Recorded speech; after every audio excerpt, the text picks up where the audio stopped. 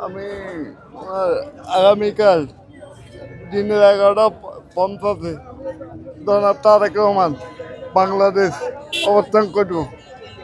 এই কারণে আমি দেশের থেকে তাদের ভালোবাসি বলে, এই দলের ভালোবাসি বলে আমি এত কষ্ট করি। আমি এই জায়গায় আছি, আমি চাঁদপুর পর্যন্ত থেকে আছি, আমি এই গাড়ি চলে আছি। আমার লোকে কেউ আছে না, আমার এখানে আছে সকাল ধরেন আমি 8টা বাজে রওনা দিয়েছি, 8টা বাজে রওনা দিয়েছি, এখন কয়টা বাজে?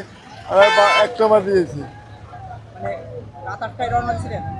আমি কালকা দিনের 4টা বাজে রওনা দিয়েছি, আজকে আইব। আপনি কি বিএনপির রাজনীতি করেন? যে আমি বিএনপির একজন সাধারণ যুবের দলের কর্মী, আমি কোনো পদে নাই। আমার তো খুব আনন্দ লাগছে, এই কারণে আমি বাড়িতে থাকতে পারি না।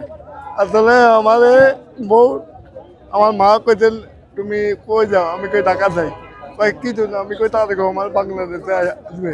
আমি ছোটোবেলা থেকে আমি ওনার, আমি যে আমাদের আমার থেকে রাজনীতি করে আমি ওনার রাজনীতিতে আমি এই আদর্শ রাজনীতিকে যোগ দিচ্ছি।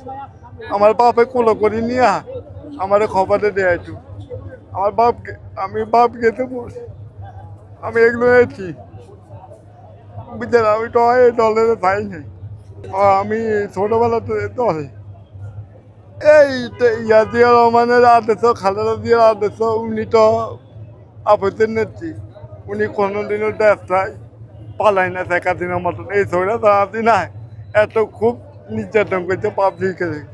আমি একটু প্রতিবন্ধী, আমারও নির্যাতন করছি। আমাদের ধরেন চেয়ার দিয়ে পাইছে, আমি 28 অক্টোবর আন্দোলন আছি ঢাকা, হ্যাঁ, এই সরকারের প্রতিবাদ করানো নাই। আমি দেশে গেছি, আমার হুমকি টুমকি দিছে, আমি কি কইছে মামলাও দিব, আমি কি কইছে বাইকর দিয়ে জ্বালাইও দি। তো আমি আসলে পিস পাওয়া হইনি। আমাদের অনেকেই ডাক দিতে এই দল কোনোদিনও ক্ষমতা আইবে না, আইব। আমার একটা আত্মবিশ্বাস আছে।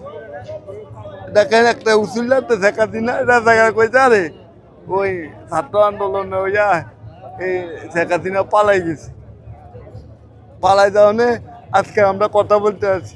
কিন্তু আমরা এই 15-16 বছরে কোনো রাস্তায় কোনো কথা কইতে পারি না, দোকানদারে পাই এক কাপ চা খাইতে পারি না।